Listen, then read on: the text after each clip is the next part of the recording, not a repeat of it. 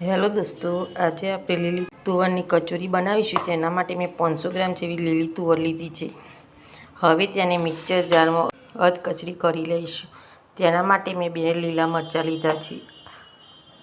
જુઓ દોસ્તો, આ રીતના અધકચરી તુવર કરી લેવાની. દોસ્તો, કઢાઈ મૂકી છે. કઢાઈમાં થોડું તેલ મૂક્યું છે, તેને ગરમ થવા દઈશું. તેલ ગરમ થઈ ગયા એટલે તેમાં રાઈ અને થોડા તલ ઉમેરીશું અને તેને સારી રીતના ગરમ થવા દઈશું. તલ અને જીરું સરસ ગરમ થઈ ગયું છે. તેની અંદર લીલી તુવર ઉમેરી દઈશું. હવે તેને સારી રીતના મિક્સ કરી લઈશું. તેની અંદર કાજુ,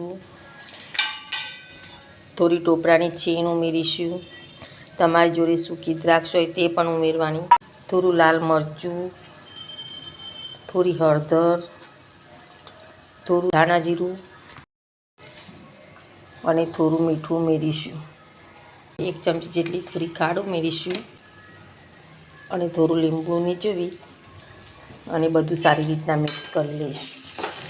મિક્સ થઈ ગયું છે. હવે ગેસને બંધ કરી દઈશું અને તેને ઠંડુ થવા મૂકી દઈશું. મેદો લીધો છે, તેને પણ ચાળી લીધો છે. હવે તેની અંદર થોડું મીઠું ઉમેરીશું, થોડું લીંબુ ઉમેરીશું અને થોડું તેલ પાડી અને લોટ બાંધી દઈશું. લોટ બાંધી દેવાનો અને એને થોડી વાર માટે મૂકી દેવાનું.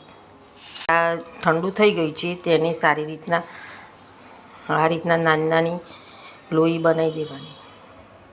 દોસ્તો, આ રીતના નાની નાની લોઈ બનાવી દેવાની. આ બાજુ લોટ સરસ થઈ ગયો છે. હવે તેની નાની નાની પૂરી બનાવી દેવાની.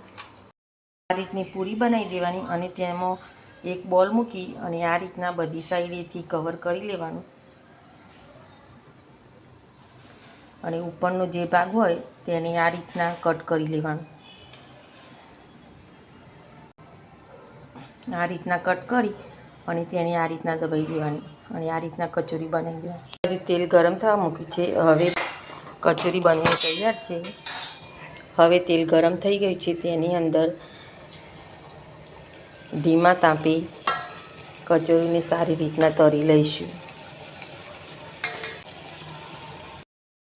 આ રીતના તળાઈ જાય એટલે એને એક ડીશમાં કાઢી લઈશું.